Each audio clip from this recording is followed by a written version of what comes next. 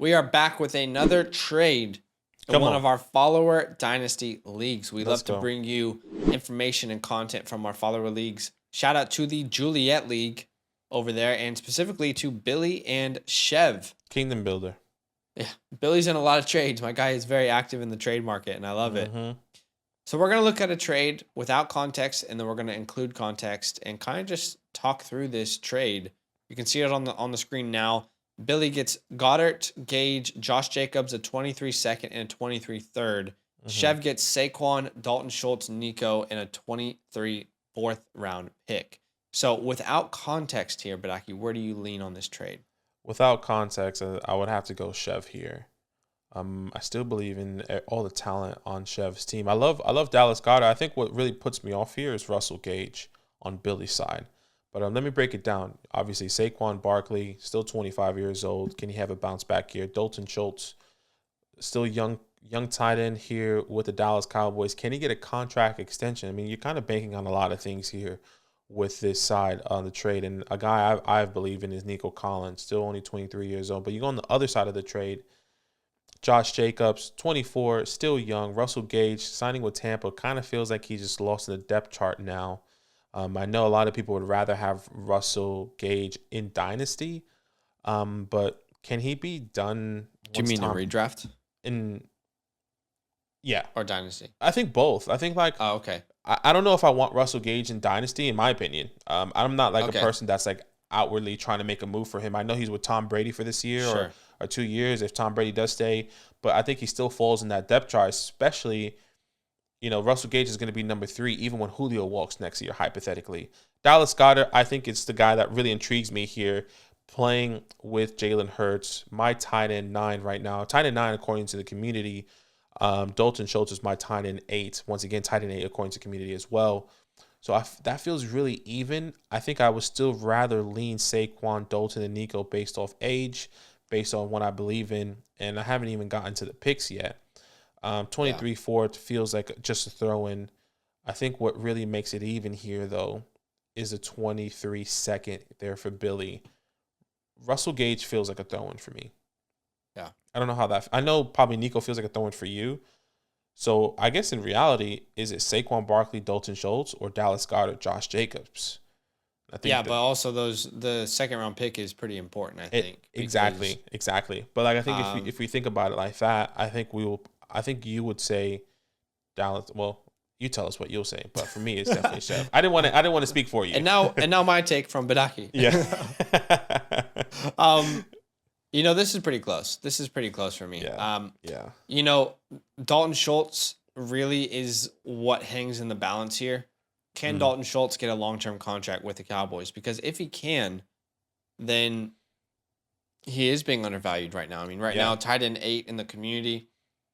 If he was able to get a long-term deal, let's say 4 or 5 years with the Dallas Cowboys, then he should be considered a top 6 to 5 tight end in Dynasty, just purely based off of the volume of work that he's going to get. But we don't know that, and they weren't able to reach an agreement. And he's franchise tagged, if I'm not mistaken. They brought in Jake Ferguson. He could be in the wings. Yep. So Dalton Schultz is, to me, someone who is very easily replaced. And I don't know if the Cowboys are going to prioritize him when they have like one of the worst cap situations in the NFL with Zeke on their squad. Yeah. So that's where it's really difficult for me. Like, is Dalton Schultz really a 1-year play here? Because if he signs somewhere else, he's not going to get the same workload. He's probably not going to be as necessary to another offense, I like Goddard. I like Jacobs. I think Jacobs currently is being too undervalued. But then, of course, Saquon Barkley is there. So it makes it pretty even. My initial reaction is just that 2023 third is where I'm leaning here. And when you look at those picks. The 2023 second is what I meant to say. But because that could be very valuable. And that 23 fourth is probably not bringing you anything. But that 2023 second, I mean, think about how many valuable players were going in the second round of this year's draft. Think about David Bell, Damian Pierce, James Cook, Alec Pierce himself. And 23 classes stacked, especially. Yeah. So I think initially I do lean Billy, but it's just because I'm not so certain on Dalton Schultz's future. If he had a contract right now for a long term, I probably would take the Chev side. But I think it is important to look at context. So let's look at each team, So you can see Billy's name is Stroud and Proud. So I bet you he's tanking. Chev is the people's court. Stroud and Proud classic. So let's look at Billy's team here. He's got Davis Mills, Josh Jacobs, Damian Harris, Mooney, Claypool, Goddard, Nakina, whatever. Nakina Gallup, Russell Gage, and really, oh my gosh, is his quarterback two? His quarterback two is Kellen Mond. Is that right? Yeah, I wonder how many picks he has. Yeah. Sheesh. That's nasty. Let's look at the picks in a second. I'm assuming that Billy's going to have an absolute treasure chest of picks here. Yeah, that's because it would make sense for his strategy right now. But just looking at that trade, it makes sense for him to get more picks. So let's see. And also, it makes sense for him to be a worse team this year. And then look at Chev's team: Lamar Jackson, Aaron Jones, Antonio Gibson, Justin Jefferson, Cortland Sutton, Dalton Schultz, Saquon Barkley, Devin Singletary, Kirk Cousins. And then you can see the bench here, important pieces. Nico's on the bench. I think he definitely does get better, though. Yeah, I agree. Chev does, getting Saquon Barkley with, Antonio Gibson up in the air kind of feels good. He still has Devin Singletary now. Yeah, he definitely. The only thing he's missing is maybe that last flex spot. Trying to get someone who's like starter worthy into that last flex spot right now. Yeah, 100%. But Gibson could be that for him, for sure. We just don't know at this point what his role is going to be like yet. So it definitely improves Chev, but I think it's important for us to look at the draft capital. Correct. So looking at draft capital, you can see Billy here and Chev. Looks like Billy. Okay, yeah, this makes more sense. Yeah. Okay, 1, 2, 3, 4, 5 first round picks in 2023. There it is. And we've got 1, 2, 3 second round picks. We've got 1, 2, 3 third round picks. And he also has 2 firsts in 2024.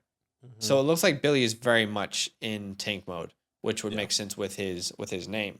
And I think it definitely does make sense to, and now the way I see it, trade away someone, because in reality he went younger one tier in the running back room. Josh Jacobs is 1 tier younger. Yeah. It's really 1 year old younger than Saquon. He does get older in Dallas Goedert, but I think he can flip Dallas Goedert potentially. It feels more guaranteed for Goddard, knowing what you can flip him for, and a lot easier to flip him later on if he really wanted to. Because Dalton Schultz, I think the biggest conversation is that, I don't know if I want to take him in Dynasty. He doesn't have the contract. People are going to be hesitant on that.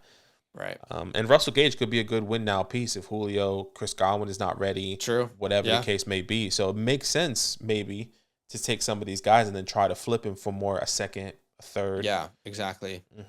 Yeah, I think with context, it makes sense for both teams, which is good. I feel like Chev is accomplishing a goal of his, and so is Billy.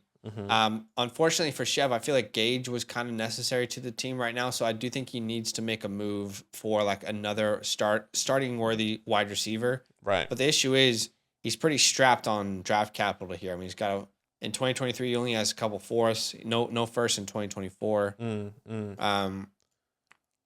But I think it makes sense. But I would say right now Billy's squad, to me, this trade feels like it makes a lot more sense now that I look at the draft capital. With the draft capital, it definitely completely all in. Whatever you think about Saquon, he is an aging running back at this point in his career with multiple injuries. So it makes sense to kind of like try and cash in on that, and let's see if he can move Jacobs and maybe Goddard. Who knows? But yeah, exactly. I mean, Stroud and Proud sounds like he's very much tanking. Stroud and Proud, CJ Stroud, see you at the top there. I mean, he has Davis Mills and Stroud. Maybe he's going to get 2 quarterbacks because he actually needs a quarterback unless Davis Mills just becomes a god this year. Well, he's got five 2023 first round picks to play around with, so I'm sure he's going to be able to find maybe one. For sure. And all those second round picks as well. I don't know. I think I do lean Billy's side here. Like with context, I think it's very close, and I think both teams achieve a goal that they want, but I think I lean Billy. 100%. With context is Billy's side. I think without context, I like the Chev side. Saquon, Dalton, and Nico, guys I believe in. But yeah, 100% with context is definitely Billy. Getting that 23 second, the ability to sell Jacobs and sell Goddard a lot easier than selling Dalton Schultz and Saquon Barkley. Maybe Jacobs and Saquon are probably on the same boat. Need a contract extension, a prove-it year. Where Dallas Goedert, you can easily get I don't know, maybe a first or a second, or package him and get some more draft capital if you really wanted to do that. So yeah, agreed. Yeah. All right. Well, we lean Billy here. Why don't you guys comment down below? Let us know where you lean. But I will say again, like Chev side, it makes a lot of sense why he did this move. It definitely improves his roster to win right now. So I don't think there's really a loser in this trade. But Chev and Billy, if we left out any context, please comment down below. Let us know. But guys, let us know which side of this trade you lean. Yo, what's good? Thanks for watching. We got a lot more videos. A lot more. If you want more videos, watch it. You can also subscribe right now if you want to. You need to. And lastly, don't forget that you can sign up to support the show and get exclusive content by going to patreon.com/FantasyLandFam.